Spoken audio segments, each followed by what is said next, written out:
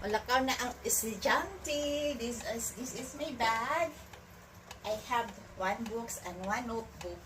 One book and one notebook here. Plus, water. Kasi mahal sa labas. Pag bibili ka sa labas, pag ganito, okay lang sa mga mga groceries. Pero pag, nabang 24 hours convenience store, oh my gosh, times 3 ang presyo sa grocery. O sa kuan.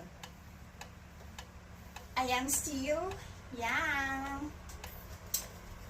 Heart and mind. And my body also still yan. Ang saya-saya sa buhay.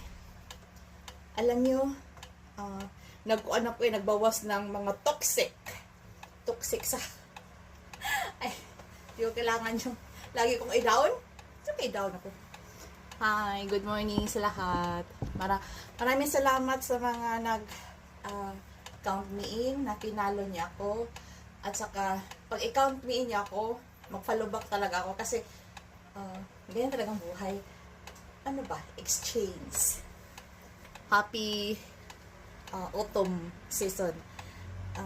Medyo malamig na ngayon. One night, wala na magkuan aircon kay murag ang panahon yung sulod na ang tugnaw.